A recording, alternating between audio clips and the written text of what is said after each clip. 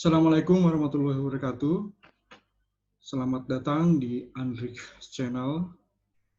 Kali ini kita akan membahas Kotak guys, sekolah pajak. Jadi kita akan memulai materi terkait dengan memahami fasilitas pajak, dampak dari pandemi COVID-19 bagian pertama. Kali ini kita akan mengupas PP nomor 29 tahun 2020, itu tentang fasilitas pajak penghasilan dalam rangka penanganan COVID-19. Oke, kita langsung mulai saja materi tersebut. Kita langsung masuk ke apa saja yang diatur dalam PP 29 ini. Oke, seperti biasa, tentunya setiap peraturan itu kan ada maksud dan tujuan. Mengapa peraturan ini terbit? Oke, karena ini bagian dari Indonesian Tax COVID-19 Policy. Di sini maksudnya tentunya adalah maksud dan tujuannya tentunya adalah pertama, dampak penyebaran COVID-19 telah mempengaruhi semua aktivitas sosial, ekonomi, dan kehidupan masyarakat Indonesia. Sehingga di sini perlu ada kebijakan untuk melindungi kesehatan dan keselamatan jiwa masyarakat serta sektor usaha. Untuk merespon dampak penyebaran COVID-19 di Indonesia, terhadap kesehatan dan keselamatan jiwa serta sektor usaha diperlukan dana anggaran pendapatan belanja negara, anggaran pendapatan belanja daerah, kontribusi dan sumbangan masyarakat, dukungan persediaan sumber daya manusia di bidang kesehatan yang cukup, mendorong industri produksi alat kesehatan dan atau perbaikan kesehatan rumah tangga dan menjaga stabilitas pasar saham. Jadi itu tujuannya. Sehingga diperlukan dasar hukum atas dukungan masyarakat dalam bentuk sumbangan. Oke. Di sini sudah mulai kelihatan ya, apa saja yang diatur.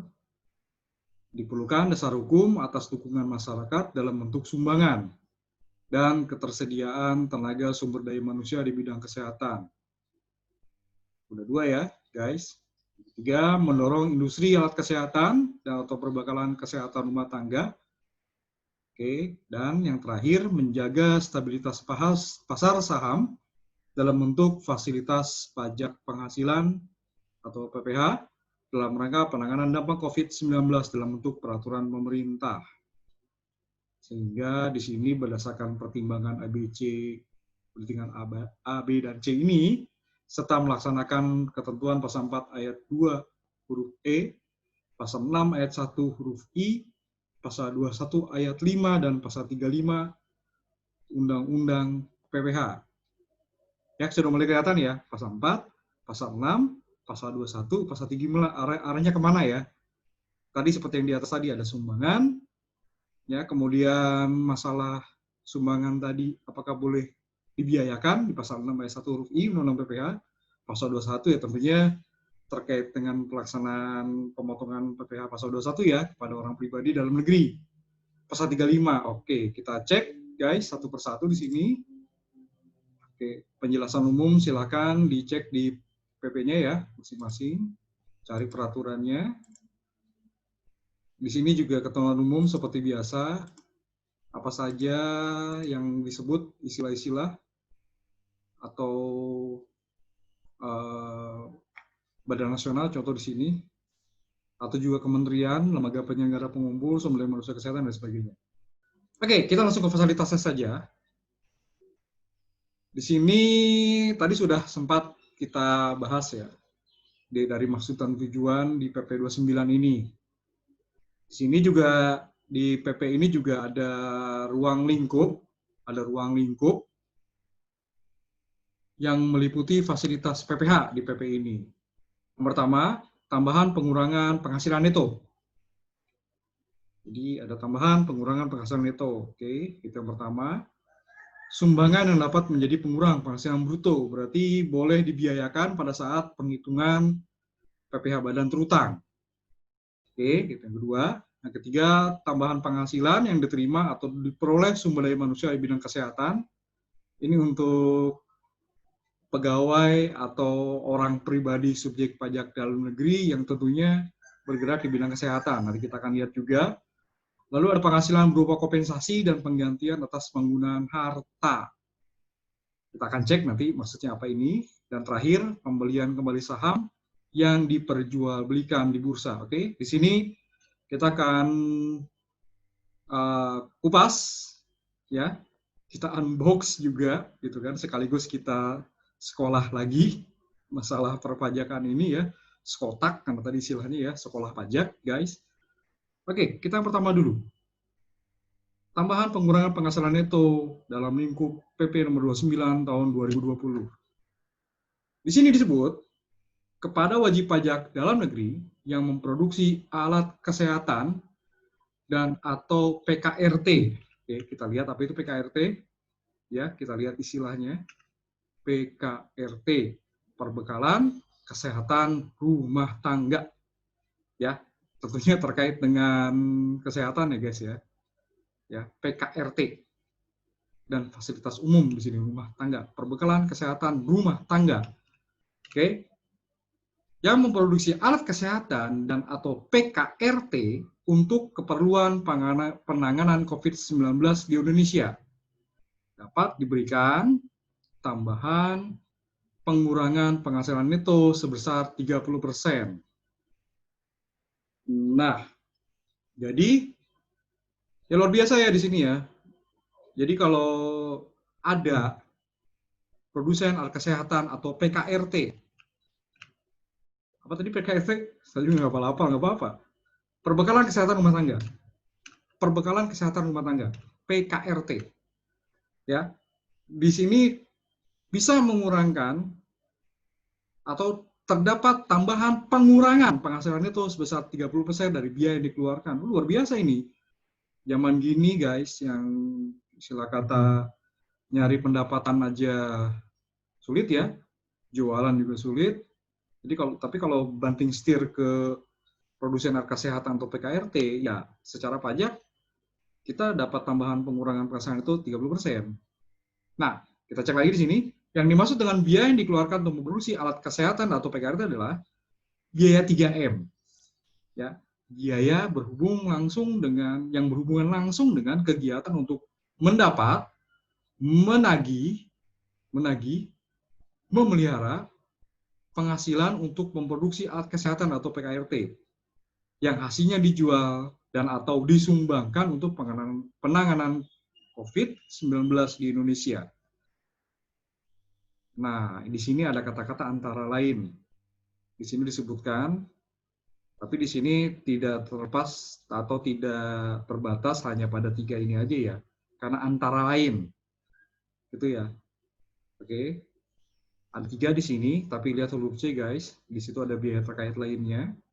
Nah, huruf A dan B ini yang huruf A terutama ya, yang signifikan.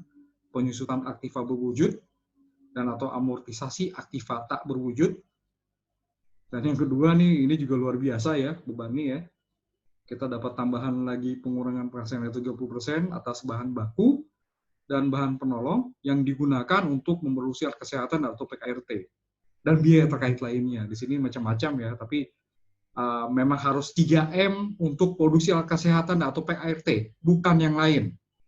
Ya, jadi misalnya ada apa nih yang tidak terkait langsung dengan produksi alat kesehatan PKRT, misalnya family gathering, ya, tidak terkait langsung, nggak boleh tetap, ya. Atau biaya yang tidak wajar atas pengeluaran kepada para pemegang saham, standar lah guys, yang ada di pasal 9 Undang-Undang PPH yang memang nggak boleh sama sekali jadi biaya, ya nggak bisa masuk di sini. Jadi memang benar-benar 3M produksi untuk memproduksi alat kesehatan atau PKRT. Oke, kita lihat poin kedua sekarang. Tambahan pengurangan pasangan itu sebesar 30% berlaku ketentuan sebagai berikut. Dihitung dari biaya untuk memproduksi alat kesehatan atau PKRT diperlukan dalam rangka penanganan COVID-19.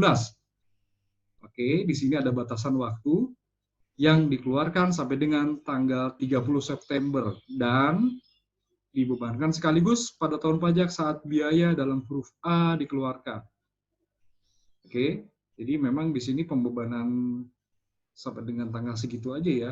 Ya, mohon maaf guys, yang namanya fasilitas pajak itu kan mendestruksi penerimaan negara. Jadi memang secara logika akan dipersulit dan memang akan di-cut sampai kapan? Nggak bisa selamanya, karena yang namanya penerimaan negara itu kan bisa dipakai untuk bermacam-macam ya, terutama Indonesia ini kan benar-benar pajak ini jadi primadona sejak istilah kata kita zaman minyak booming itu dan kemudian menurun, semua memang dari pajak. Nggak ada yang lain, guys. Ya, jadi mohon maaf nih, cuma sampai tanggal 30 September 2020 untuk pengurangan yang tadi. Dalam hal terdapat biaya bersama, nah ini juga sama, guys. Biaya bersama yang tidak dapat dipisahkan dalam rangka menghitung besarnya pelaksanaan kena pajak. Pembebanannya dialokasikan secara proporsional. Jadi di sini pakai persentase, guys. Yang mana yang boleh jadi biaya, oke? Dan yang mana yang nggak boleh itu kan jelas ya. Boleh, tidak boleh. Tapi ada biaya yang memang tidak dapat dipisahkan, karena seperti kita ketahui, yang boleh jadi biaya terkait penghitungan PPh badan itu kan apa? Biaya 3M yang barusan ya, biaya 3M yang terkait dengan objek PPh non-final. Itu boleh jadi biaya. Tapi kalau misalnya biaya-biaya yang terkait dengan penghasilan PPh final, yang tergolong PPh final, ya diatur dalam pasal 4 ayat 2 Undang-Undang PPh, dan biaya yang bukan objek pajak, biaya-biaya yang terkait dengan penghasilan yang diterima diperoleh terkait dengan bukan objek pajak, pasal 4 ayat 3, itu tidak boleh dibebankan sebagai biaya. Kita bisa cek lagi ya di peraturan pelaksananya, terutama PP 94 tahun 2010, dan juga di pasal 27, guys, PP tersebut, PP 94 tahun 2010, dengan jelas disebut bahwa biaya yang tadi nih, biaya bersama, itu memang harus dialokasikan secara proporsional, berdasarkan persentase. Jadi, mana yang DE, mana yang NDE. Yang DE yang boleh apa? Bahwa yang boleh jadi biaya adalah pendapatan yang terkait dengan penghasilan non-final dibagi pendapatan total, artinya pendapatan non-final ditambah pendapatan atau penghasilan yang bersifat final ditambah penghasilan yang merupakan wajib pajak, di total berapa, nah itulah jadi pembagi. Jadi sekali lagi, proporsional ini diperhitungkan pendapatan non-final dibagi total pendapatan dikali biaya. Contoh apa yang tidak dapat dipisah? Misalnya begini, yang namanya gaji pegawai bisa nggak dipisah? Dia mendapat pendapatan, misal nih, pendapatan dari objek pajak non-final, misalnya kita, misalnya paling gampang ya, manufaktur gitu ya, APD, misalnya masker nih, gaji pegawai. Bisa nggak dibagi kalau misalnya kita, misalnya lagi nih, kita memasukkan uang, didepositokan, dapat bunga. Itu kan tetap aja kita akui sebagai pendapatan kan, yang bunga itu kan berarti kan sudah dihitung PPh final. Kita nggak bisa pilih tuh, apakah pegawai tadi untuk kegiatan final atau kegiatan non final. Makanya aturan pasal 27 PP nomor 94 tahun 2010 dengan jelas itu harus perhitungannya yang barusan. Berarti total pendapatan non final dibagi total pendapatan dikali biaya. Nah, itulah yang boleh jadi biaya. Yang tidak boleh jadi biaya, proporsionalnya dihitung pendapatan pendapatan final dibagi total pendapatan dikali biaya. Oke, untuk lebih jelasnya silakan buka lagi PP 94 guys ya, tahun 2010, peraturan pemerintah nomor 94 tahun 2010, dan peraturan ada perubahan ya di PP 45, tapi itu terkait dengan fasilitas pajak juga, tapi bukan fasilitas terkait COVID. Oke. Nah, ini ya dijelaskan lagi ya di sini ya. Ini biaya bersama adalah pengeluaran atau biaya yang berhubungan langsung dengan kegiatan mendapat menagih merupakan hasil dalam rangka produksi atau kesehatan maupun tujuan lain bukan dalam rangka penanganan COVID. Penghitungan biaya untuk bertambah pengeluaran penghasilan neto dihitung secara proses dalam hal biaya tidak sesuai digunakan untuk produksi alat kesehatan atau PKRT, atau biaya digunakan untuk produksi alat kesehatan PKRT namun tidak seluruhnya dijual atau sumbangkan di Indonesia. Ini lebih ini lagi ya, lebih untuk bisa mengurangkan penghasilan neto, maka proporsional itu harus apa saja di sini. Tidak seluruhnya digunakan, mana gitu. Tadi yang PP 94 tadi kan final non final dan bukan objek. Kalau yang ini memang khusus untuk produksi kesehatan dan atau PKRT. Oke, jadi hati-hati ya guys, kalau ingin memanfaatkan fasilitas ini, pengurangan penghasilan neto 30%, syarat yang ada di sini harus diikuti. Karena biasanya nih guys, kalau sudah pakai fasilitas apapun, kita terdaftar, dan ada kewajiban ikutan ya, entah itu melaporkan sesuatu, nanti kita akan lihat apakah kewajibannya setelah kalau kita ingin memanfaatkan fasilitas ini. Ya tentunya mata otoritas pajak akan tertuju ke kita nih. Begitu kita ikut serta gitu kan ya, siap-siap aja. Jadi ingin memanfaatkan, jangan sampai kita sudah ngitung, wah ada pengurangan 30%, ternyata tidak memenuhi syarat. Atau ternyata yang ini nih, biaya bersama kita tidak keluarkan, yang tidak terkait langsung, atau dua ini nih, pengurangan neto dalam hal biaya tidak seluruhnya digunakan produksi kesehatan, atau biaya digunakan produksi kesehatan, namun tidak seluruhnya dijual atau disumbangkan Indonesia.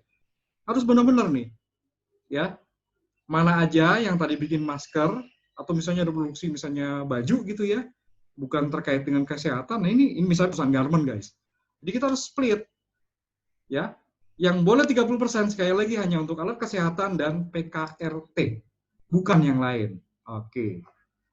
Sini alat kesehatan apa saja di sini, contoh tadi masker bedah ya, atau respirator N95, pakaian pelindung berupa kurir medis, gaun sekali pakai, headduff, apron CDP, suskur, goggles, face shield, dan lain sebagainya.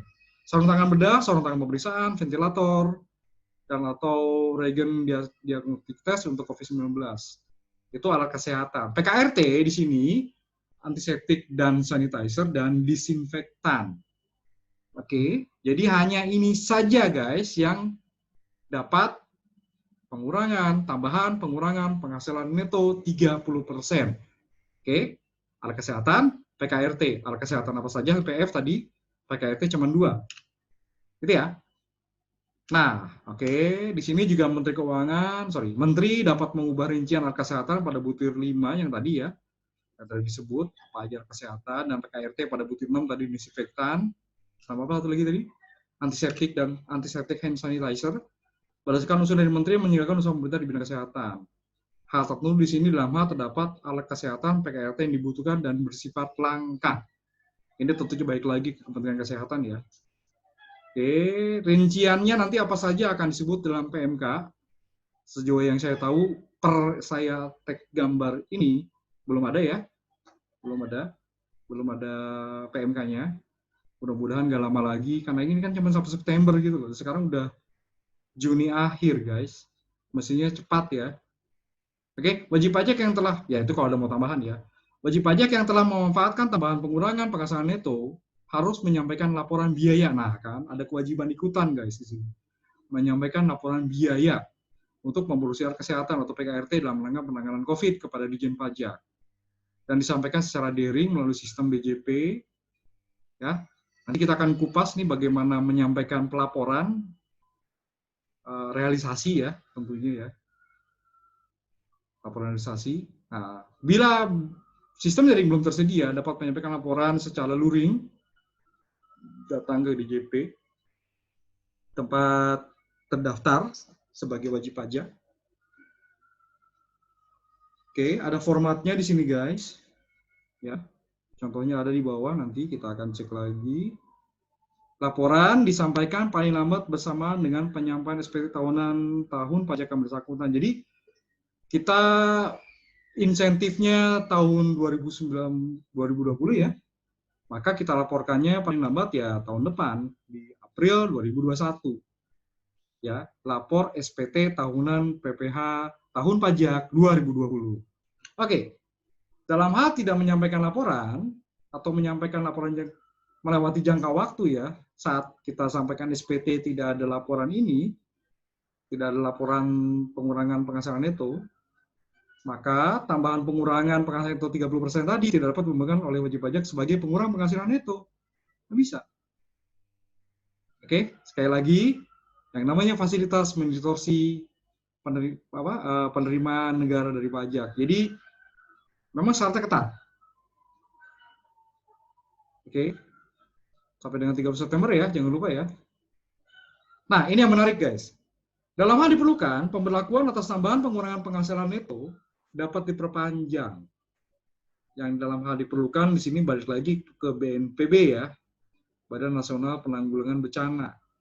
Di sini apakah ada penetapan status darurat COVID diperpanjang sampai melebihi 30 September atau tidak? Kalau ternyata melebihi ya insya Allah ini kita dapat lagi tambahan waktu maksud saya. Oke? Ketentuan mengenai perpanjangan pemblokan, tambahan pengurangan penghasilan itu diatur dalam peraturan peraturan sekretari ya. Saat saya take video ini belum ada peraturan menteri dimaksud. Nah, ini dia bentuk laporannya. Seperti ini guys, bentuk laporannya ya. Memproduksi alat kesehatan PKRT. Oke, jangan lupa ya, kesehatannya apa aja tadi disebut, PKRT-nya cuma ada 2 tadi ya. Disinfektan, ya. Satu lagi saya lupa tadi. Disinfektan dan hand sanitizer. Sementara kesehatannya itu sampai F ya. Masker bedah, pakaian hazmat, pakaian melindung, sarung bedah, sarung tangan pemeriksaan, ventilator, regen diagnostic test. Oke, itu bisa swab test, bisa apa lagi? Ya, rapid test ya. Nah ini ya laporannya guys.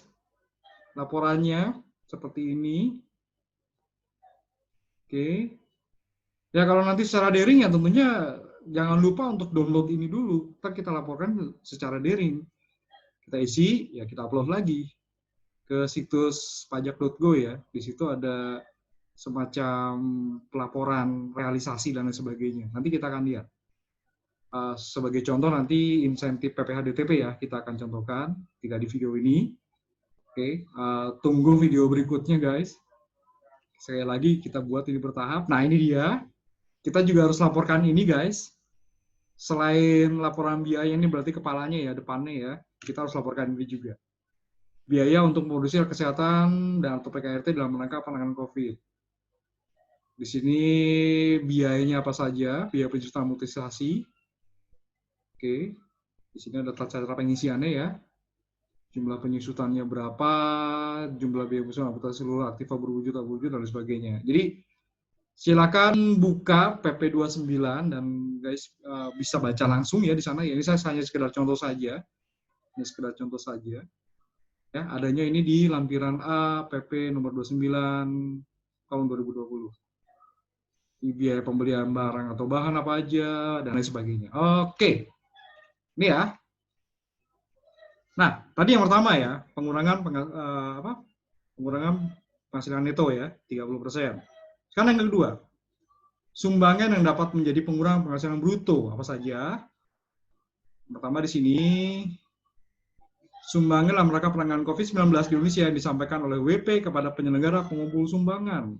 Sekali lagi, terbatas guys. Jadi hanya ini aja nih yang bisa dikurangkan penghasilan bruto. Siapa aja? Sumbangan kepada BNPB, sumbangan kepada BPBD, berarti Badan Nasional Penanggulangan Bencana, badan apa nih daerah sepertinya ya, penanggulangan bencana. Entah saya salah tulis apa gimana, tapi saya biasanya copy paste guys. Jadi oke lah, whatever. Pokoknya ini yang pertama nasional, untuk yang kedua daerah ya. Oke, Kementerian menyalakan usaha pemerintah di bidang kesehatan, berarti Kementerian Kesehatan. Kemensos juga di sini urusan pemerintah di bidang sosial. Dan lembaga penyelenggara pengumpulan sumbangan. Nah, ini bukan hanya di sini ya, sumbangan boleh jadi biaya. Sebelumnya itu ada di PP 93 tahun 2010 guys. Dan di sana sama, ini juga sama nih, diadopsi ke sini juga, bahwa harus ada daftar nominatif. Oke, di sini di nomor 2, sumbangan, ya sama ya, bukti penerimaan sumbangan. Oke. Diterima oleh penyelenggara pengumpul sumbangan melalui NPWP sama di sini yang 2A ini berarti daftar nominatif guys. Oke, bukti penerimaan sumbangan paling sedikit memuat informasi berupa nama alamat NPWP pemberi sumbangan, nama alamat NPWP penyelenggara pengumpulan sumbangan, tanggal pemberian sumbangan, bentuk sumbangan dari sumbangan. Ya, sumbangan dapat dikurangkan dari penghasilan bruto sebesar nilai sumbangan yang sesungguhnya dikeluarkan. Oke, mulai di sini istilah ya. Sesungguhnya dikeluarkan. Jadi memang harus real, guys. Sesungguhnya dikeluarkan adalah nilai tercantum dan daftar nominatif disertai bukti penerimaan sumbangan sesuai nilai yang secara nyata dikeluarkan. Sesungguhnya berarti real, guys. Oke? Jangan digelembungkan, di markup gitu ya. Apalagi di markdown ya, tentunya kan jarang ya markdown ya. Jangan markup, guys. Jadi harus benar-benar real. Oke? Nggak boleh ditambah-tambah, harus real. Real itu tadi berarti ada bukti, ya kan? Ada buktinya. Ingat, pajak itu hukum. Segala hal sesuai bukti, guys. Oke? Atau sumbangan dalam rangka penanganan COVID-19 yang telah dikurangkan sebagai penggunaan pasangan bruto berdasarkan PP 93, yang tadi ya, PP 93 tahun 2010, tidak dapat dikurangkan sebagai penggunaan pasangan bruto berdasarkan PP nomor 29. Oke, di penjelasannya ada A dan B di sini. Jangan khawatir ya, kita lihat saja di sini. Sumbangan dalam rangka penanganan COVID-19 dikurangkan sebagai penggunaan pasangan bruto berdasarkan PP 93 tidak dapat digunakan sebagai pengurangan penghasilan bruto berdasarkan PP 29. Sementara sumbangan dalam rangka penanganan COVID-19 yang telah dikurangkan sebagai pengurangan penghasilan bruto berdasarkan PP 29 2020 tidak dapat digunakan sebagai pengurang penghasilan bruto berdasarkan PP 93. Ya logika guys, ada satu. Mau laporkan kemana? Oke, berdasarkan sumbangan secara umum dalam PP 93 atau memang kita lebih condong ke hanya COVID saja? Kita kembalikan ke masing-masing ya, mau pakai yang mana. Tapi yang jelas cuma boleh satu. Mau pakai sumbangan based on PP 29 atau based on PP 93, silakan pilih. Ya, karena di sini cuma boleh satu guys, nggak boleh dua-duanya dimasukkan. Oke, sumbangan dapat diberikan dalam bentuk uang, barang, jasa. Ya, jasa di sini seperti penggunaan sarana prasarana untuk amputasi dan untuk merawat menampung pasien. Berarti kalau transportasi itu contoh mudah itu harta, guys, selain tanah bangunan ya. Oke, kendaraan maksudnya. Untuk merawat menampung bisa aja kita menyumbangkan bangunan untuk dipakai sebagai tempat perawatan, guys. Rumah sakit darurat, ya. Udah banyak contoh ya. Tapi di sini sekali lagi, merawat menampung pasien.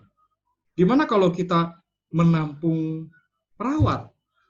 Sekali lagi, ini merawat menampung pasien. Kalau perawatnya nggak ada di sini ya. Padahal saya berharap sekali nih mereka, ya kita banyak mendengar cerita miris lah. Perawat diusir dari kos-kosan, mestinya masuk guys, tapi nggak apa-apa lah. Ini kita ikutin aja di sini kebijakan pemerintah ya. Di sini hanya merawat menampung pasien. Oke, nilai sumbangan diberikan dalam bentuk barang, ditentukan berdasarkan nilai perolehan, jika belum disusutkan, nilai buku fiskal, jika yang disumbangkan sudah disusutkan, harga pokok penjualan, jika barang disumbangkan merupakan barang produksi. Jadi ini tidak terbatas. Pokoknya aset, harta berwujud. Yang mana nih? Oke, saat beli, jika belum disusutkan, nilai sisa buku, kalau sudah dipakai, kita susutkan, berarti kan nilai sisa buku fiskal di sini maksudnya NSBF ya, itu nilai sumbangannya. Oke, atau HPP, kalau itu adalah inventory, barang produksi sendiri. Oke, persediaan lah. Nilai sumbangan diberikan dalam bentuk jasa, pemanfaatan harta tanpa kompensasi pada butir ke-6, huruf D. Apa tadi 6 huruf D? Nah, itu ya. Pemanfaatan harta tanpa kompensasi. Ditentukan berdasarkan nilai harga pokok jasa atau pemanfaatan harta. Harga pokok jasa atau pemanfaatan harta. Ya kalau jasa ya balik lagi ya, tentunya kan harga pasar wajar mestinya ya guys. Pemanfaatan harta di sini ya sama aja sih sebenarnya ya.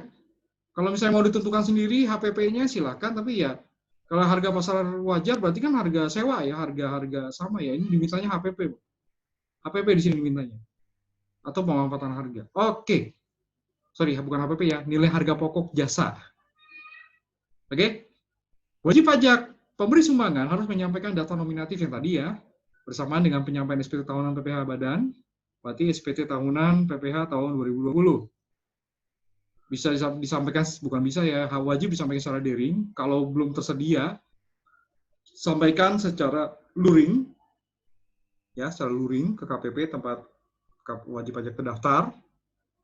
Bila tidak ada daftar nominatif, nah ini mulai lagi, ya, dalam saat kita menyampaikan SPT tahun pajak 2020 atau menyampaikan SPT tahun pajak 2020, tapi melewati jangka waktu. Oke. Maka sumbangan sebagai penghasilan bruto yang tadinya kita hitung-hitung dapat, tidak dapat dibebankan sebagai pengurang penghasilan bruto. Jadinya ya nggak boleh. Ingat, sekali lagi apa tadi? Syarat kalau ingin memanfaatkan harus ikuti semuanya.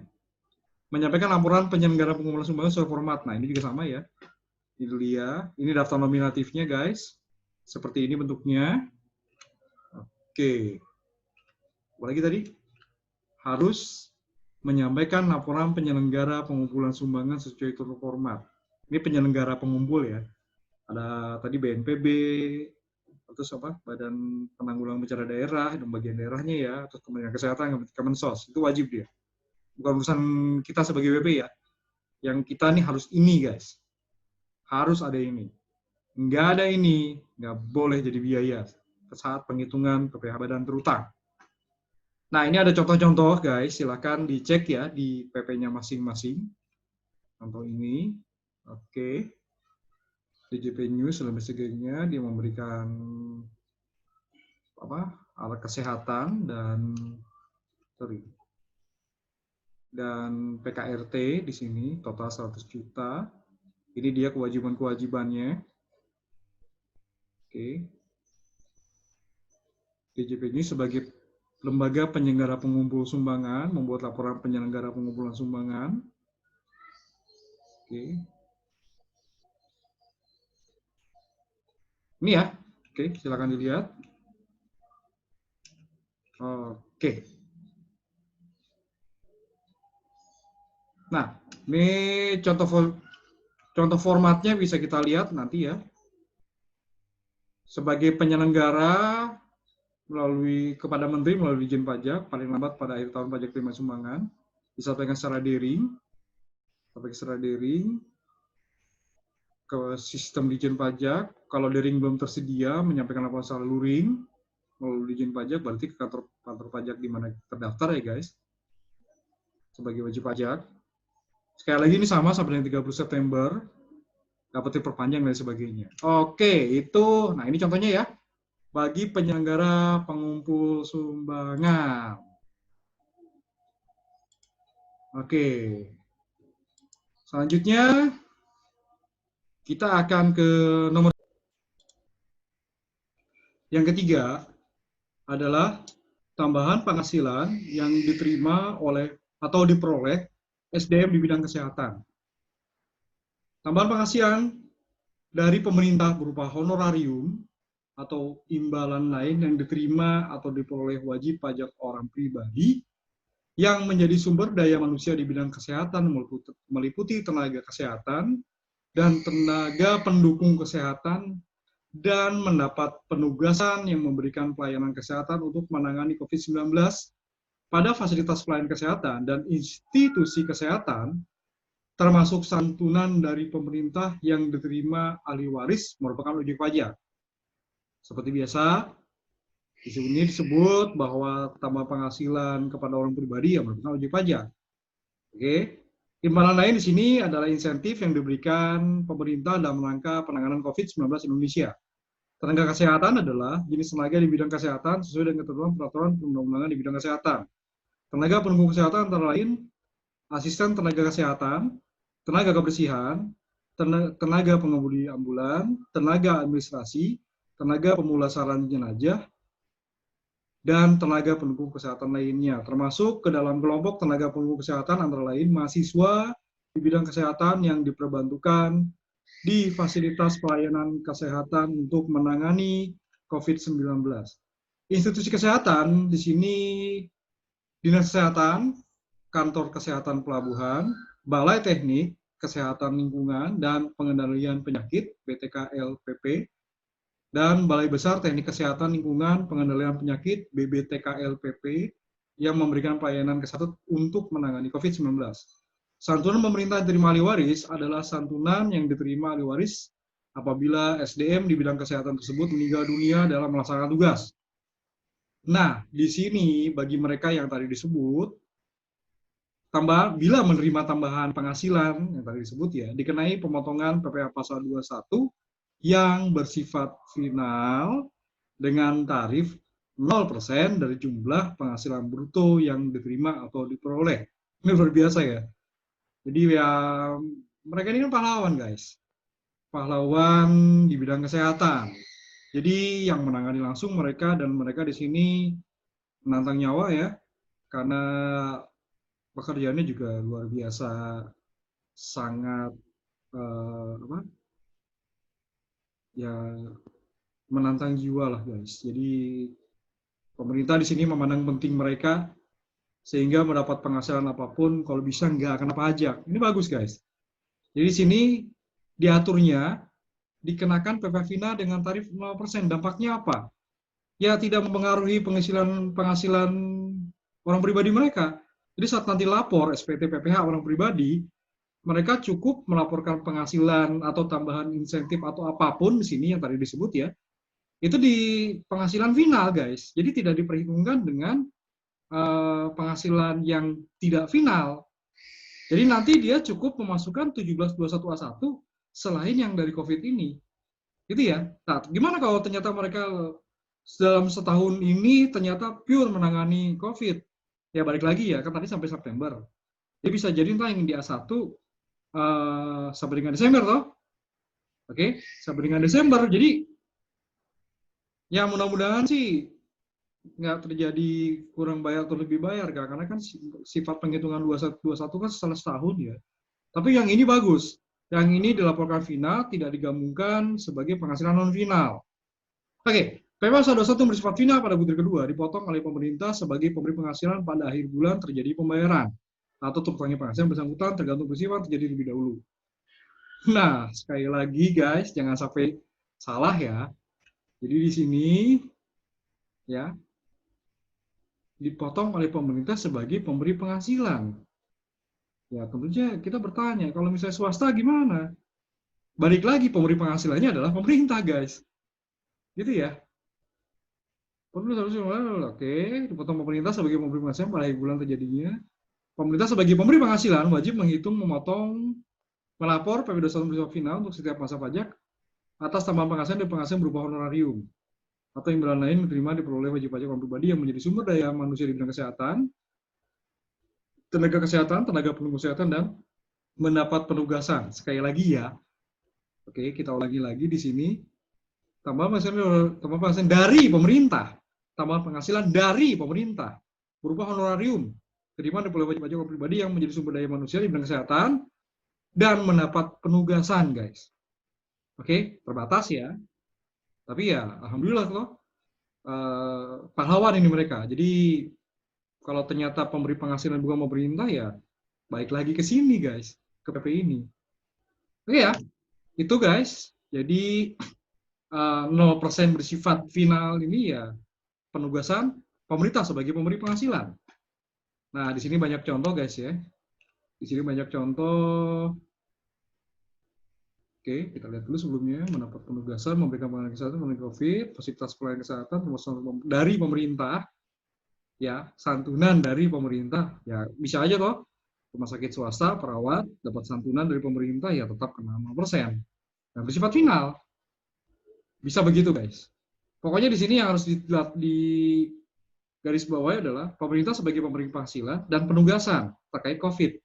Gitu ya.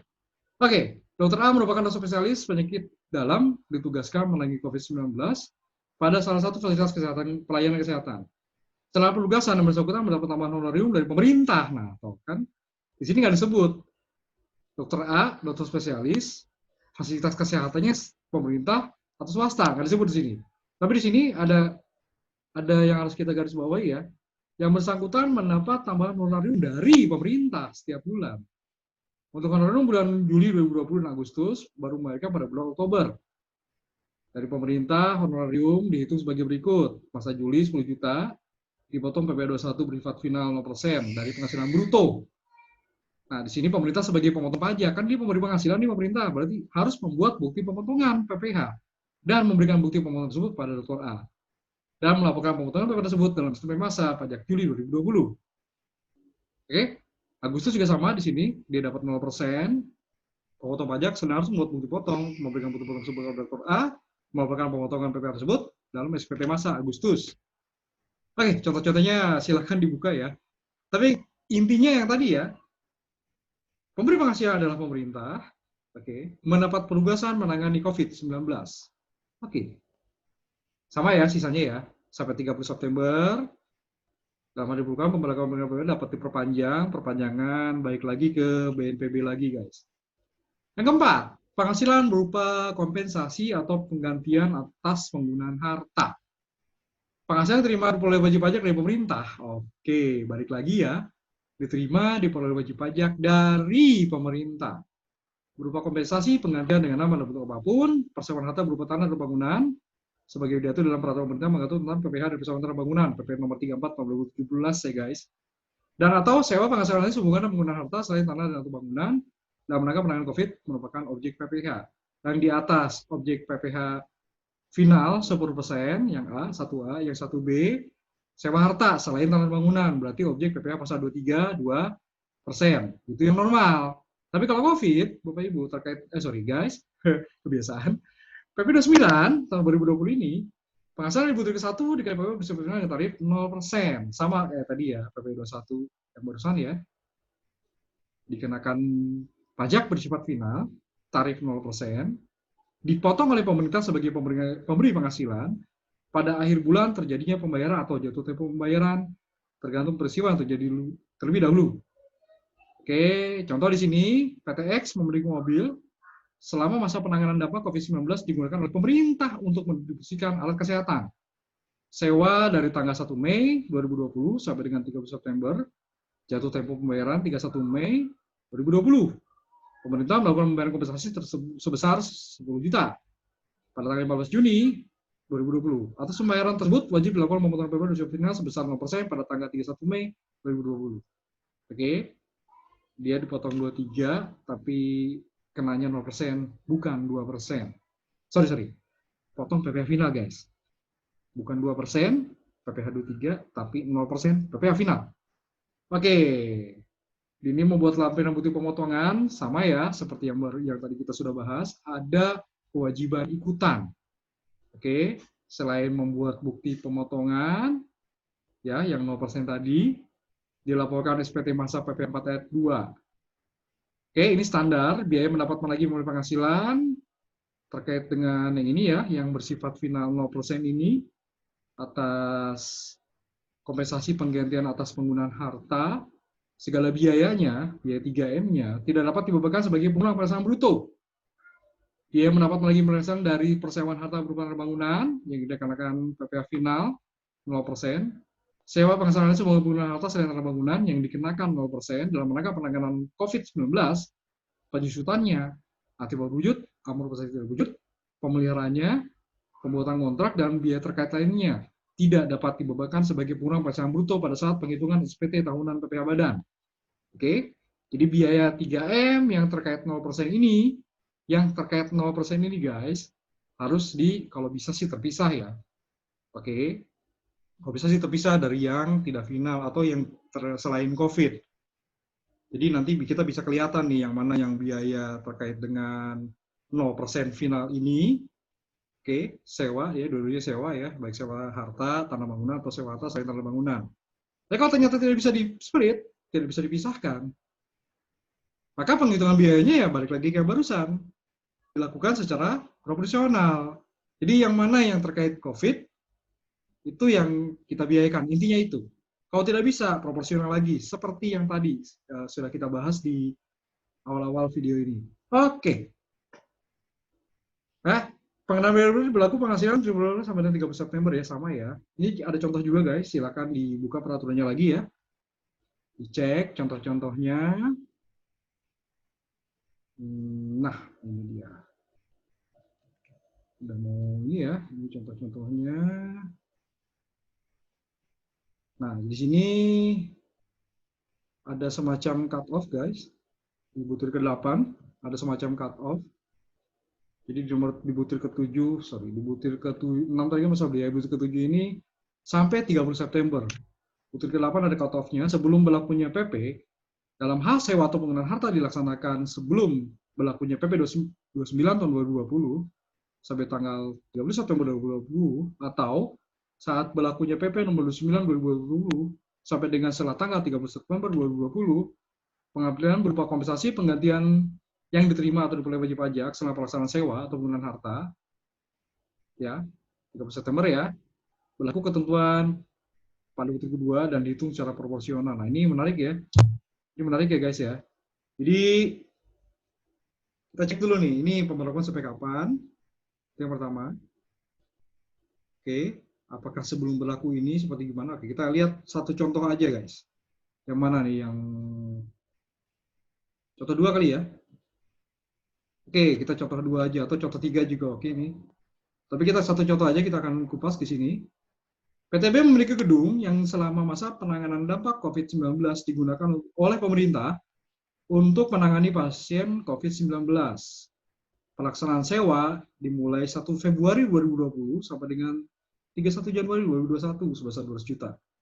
Oke, di sini sebelum masa pemberlakuan PP 29 tahun 2020 ya, 1 Februari.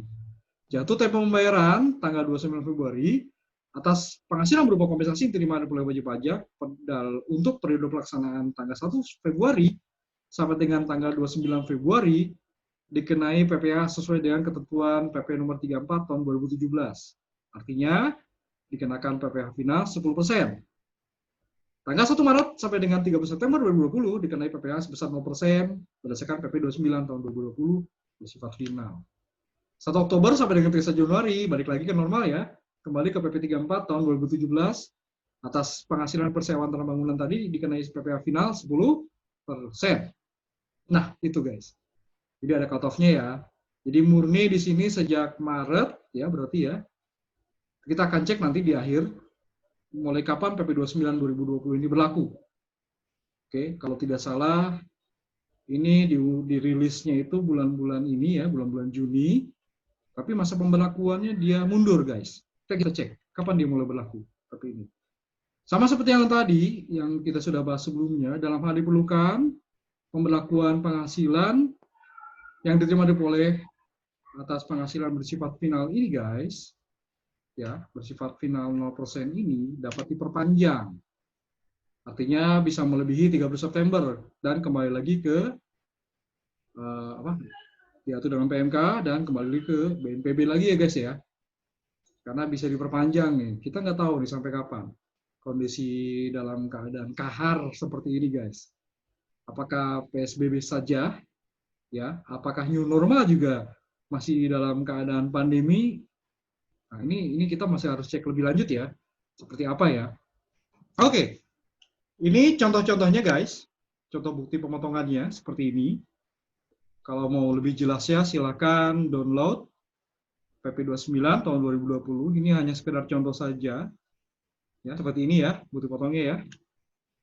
Nah, ini format bukti pemotongan PP Final 4 ayat 2 atas penghasilan dari sewa salah bangunan penghasilan sewa, penghasilan lain sehubungan dengan penggunaan harta selain tanah dan bangunan. Ini yang mestinya kena PPh 2,32% yang normal, tapi gara-gara COVID dan disebut yang tadi ya, syarat persyaratannya ada tadi ya. Jadinya kena PPh final 0%. Oke. Nah, ini yang terakhir guys. Pembelian kembali saham yang diperjualbelikan di bursa. Yang terakhir dari PP 29 tahun 2020. WP dalam negeri berbentuk perseroan terbatas dengan jumlah keseluruhan saham disetor diperdagangkan pada bursa efek di Indonesia paling sedikit 40% dan memenuhi persyaratan tertentu dapat memperoleh tarif sebesar 3% lebih rendah dari tarif yang ada dalam pasal 5 ayat 1 huruf A dan huruf B Undang-Undang Nomor 2 tahun 2020. Silakan cek lagi ya video Andri yang lain gitu ya. Sudah ada paparannya di unboxing tax rule Undang-Undang Nomor 2 tahun 2020. Oke, ini peraturan pelaksanaan dari undang-undang tersebut. Nah, persyaratan yang huruf C, 1C tadi guys, meliputi saham pada butir ke-1 huruf B yang 40% tadi, yang 40 tadi dijual di Bursa Efek Indonesia, oke, disetor, diperdagangkan pada Bursa Efek Indonesia paling sedikit 40%, harus dimiliki oleh paling sedikit 300 pihak.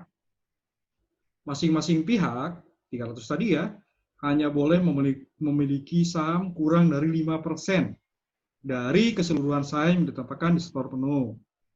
Ketentuan pada butir ke-1 huruf B yang di atas barusan, 5% tadi, paling sedikit, hanya boleh memiliki kurang dari 5%, serta bentuk PT jumlah yang disetor dengan bursa efek paling sedikit 40%, huruf A dan B ya, butir ke-1 huruf A dan B, harus dipenuhi dalam jangka waktu paling singkat 183 hari kalender dalam jangka waktu 1 tahun pajak. Ini kita dalam 1 tahun pajak, 1 tahun kalender, 365 hari, syarat pada 2B, 1A dan 1B harus dipenuhi paling singkat 183 hari. Oke, 1, 2, 3, udah ke syarat. Ya, ini syaratnya kumulatif guys, karena belakangnya dan. Jadi 4-4 harus terpenuhi. Pemenuhan persyaratan pada butir ke-1 huruf B serta ini kayaknya ada yang keliru ya. Mestinya butir kedua huruf B guys. Serta huruf A, huruf B dan huruf C di atas salah ya. Satu huruf B berarti jumlah keseluruhan saham 40%. Kemudian butir kedua huruf A, huruf B, huruf C di atas dilakukan wajib pajak persoalan terbuka dengan menyampaikan laporan kepada Ditjen Pajak. Oke. Pihak yang memiliki kurang dari 5% tadi dari keseluruhan saham dipakai seluruh penuh, ini tidak termasuk ya butir kedua huruf A dan huruf B, paling sedikit 300 pihak, paling kurang dari 5% dan sebagainya, tidak termasuk WP perseroan terbuka yang membeli kembali sahamnya dan atau yang memiliki hubungan istimewa sebagai diatur dalam undang-undang di bidang undang-undang mengenai PPh dengan wajib pajak perseroan terbuka. Jadi nggak boleh ada hubungan istimewa guys. Ya, syarat yang barusan nih ya. Membeli kembali saham. Jadi ini peraturan lebih lanjut dari yang di Undang-Undang Nomor 2 guys, tahun 2020 bahwa kalau yang WP tertentu ya dengan 3 syarat barusan tuh PT 40% disetor, syarat tertentu. Nah, ini diatur lebih lanjut di sini. Ya. Dia boleh di tahun 2020 dan 2021 menikmati 19% dan mulai 2002 dia menikmati tarif PPh badan 17%. Karena dia lebih rendah 3%.